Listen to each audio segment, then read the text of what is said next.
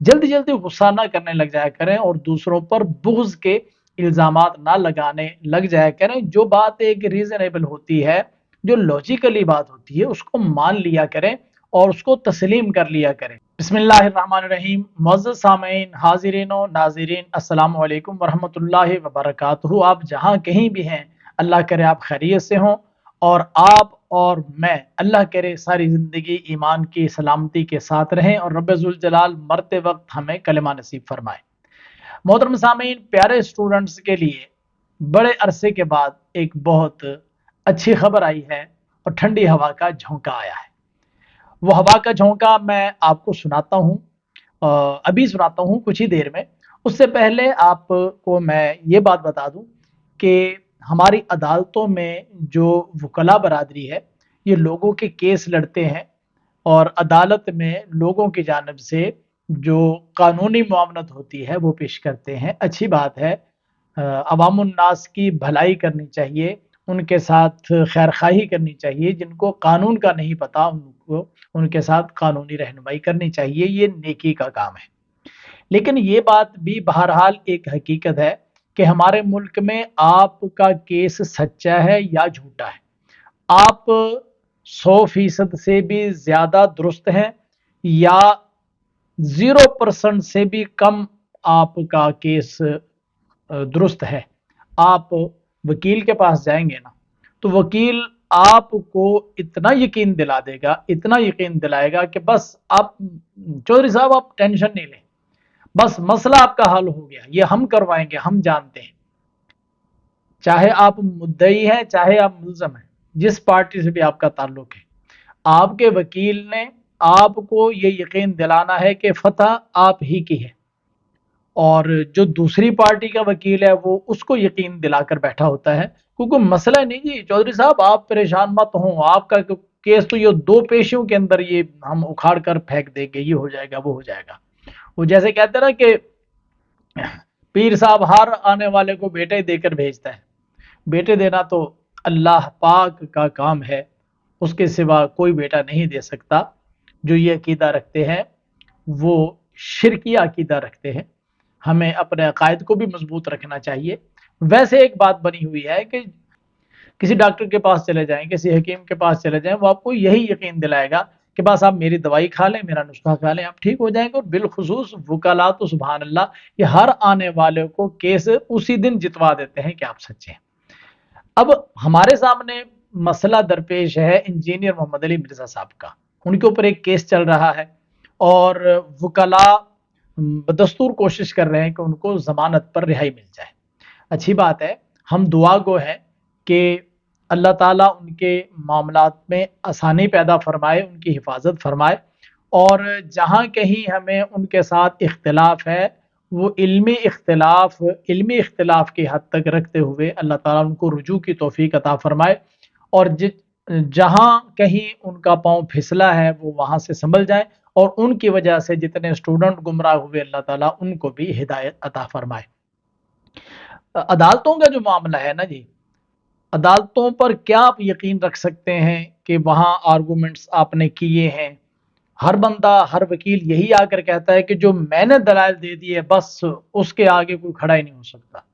دوسری پارٹی کا جو وکیل ہے وہ اپنے کلائنٹس کو یہ بتا رہا ہوگا کہ جو میں نے دلائل دے دیے ہیں بس اس سے بڑھ کر تو کوئی دلائل ہو ہی نہیں سکتے، اور بس ہمارا بندہ گھر آ جائے گا۔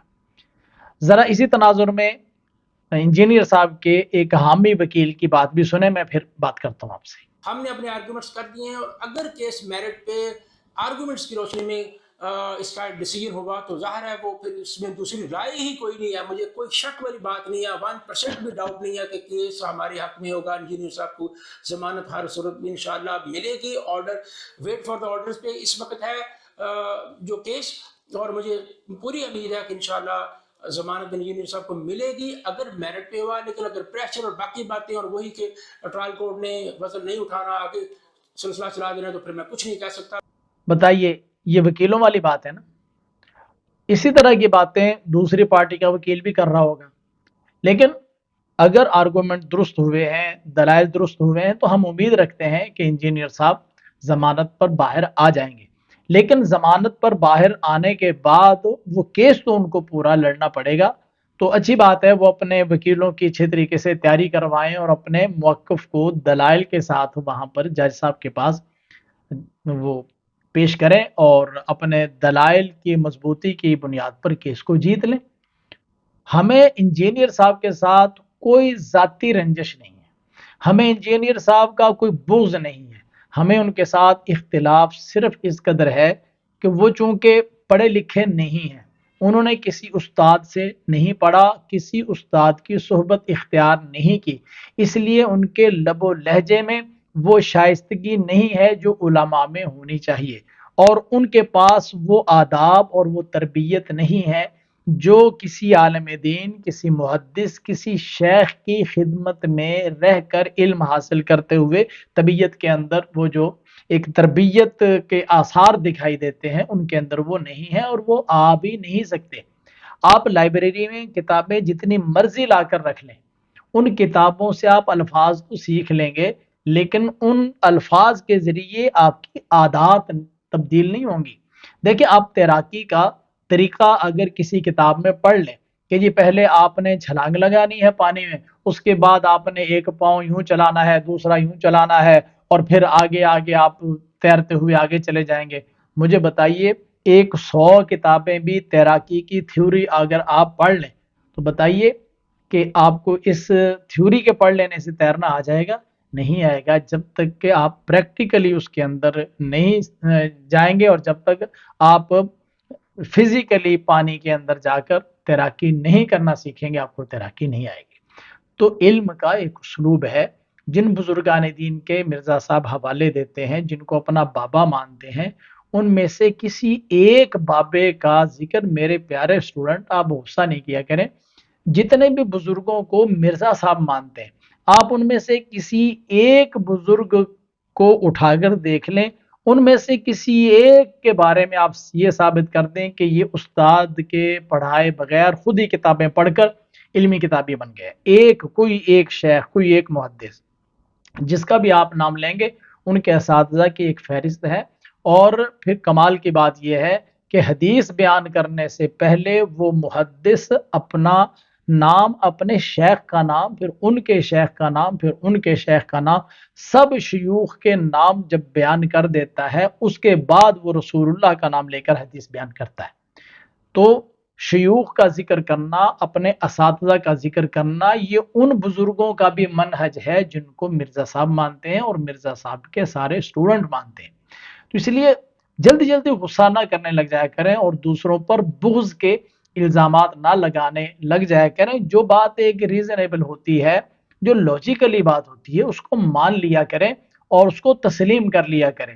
اگر واقعی یہ ان بزرگوں کے ماننے والے ہیں جن کی کتابیں انہوں نے اپنے آگے رکھی ہوتی ہیں، تو پھر ان کو چاہیے کہ جس طرح ان بزرگوں نے شیوخ کے پاس بیٹھ کر علم حاصل کیا اور پھر آگے پھیلایا، اسی طرح یہ کسی استاد کے پاس بیٹھیں، ان کے پاس علم حاصل کریں، ان کے پاس قرآن، ان کے پاس حدیث، ان کے پاس تفسیر، اس طرح جتنے بھی دینی علوم ہیں وہ کسی شیخ کے پاس پڑھیں.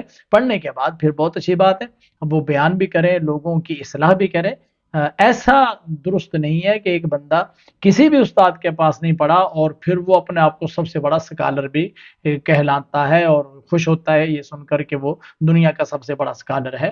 اس طرح سکالر نہیں بنتے، سکالر اساتذہ کے بنانے سے بنتے ہیں. بہرحال آج کی گفتگو ہماری یہی تھی کہ اسٹوڈنٹس کے لیے خوشخبری ہے، ٹھنڈی ہوا کا جھونکا ہے.